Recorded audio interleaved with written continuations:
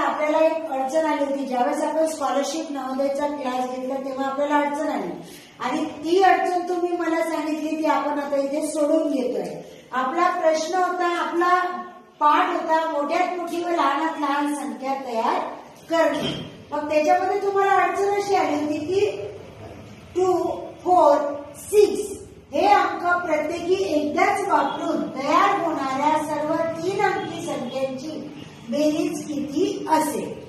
याच्यामध्ये अडचण येणे साहजिक आहे. याच्यापासून आपल्याला संख्या तयार करायची, पण संख्या कशा तयार करायच्या तर या अगदी सोपं असते संख्या तयार करणं. प्रत्येक जो अंक असतो त्या प्रत्येक अंकापासून 2 संख्या तयार होतात एवढं लक्षात ठेवायचं. बघा आता एक पहिली संख्या आपण तयार करू 246. 246 प्लस, कारण आपल्याला या संख्यांच्या बेरीज किती असेल हे विचारलंय. दुसरी संख्या तयार होईल आपली 246 झालं, त्याचा आपल्याला प्लेस बदलून द्यायची 264. त्याच्यानंतर आपण 2 सोडून देऊ, आता 4 पासून देऊ 426 प्लस 462 प्लस आता 6 घेऊ 624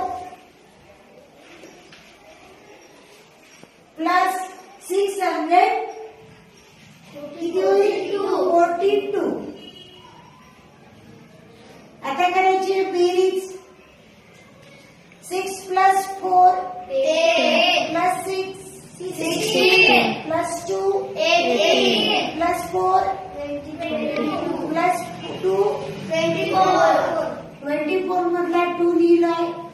2 ला आपण कॅरी देतो इथं 2 plus 4 6 6 plus 6 12 plus 2 14 plus 6 20 plus 2 22 plus 4 26 मधला 6 लिहितो आपण पुन्हा 2 ला कॅरी देतोय 2 plus 2 plus 2 plus 4 plus 4 plus 6 plus 6 26. बघा आता एवढं आन्सर आपले आहे 2664. या 4 मध्ये कुठे दिसतं 4 नंबरचं ऑप्शन. म्हणून आपला ऑप्शन येईल आता स्कॉलरशिपच्या पेपर मध्ये 4. ओके समजलं.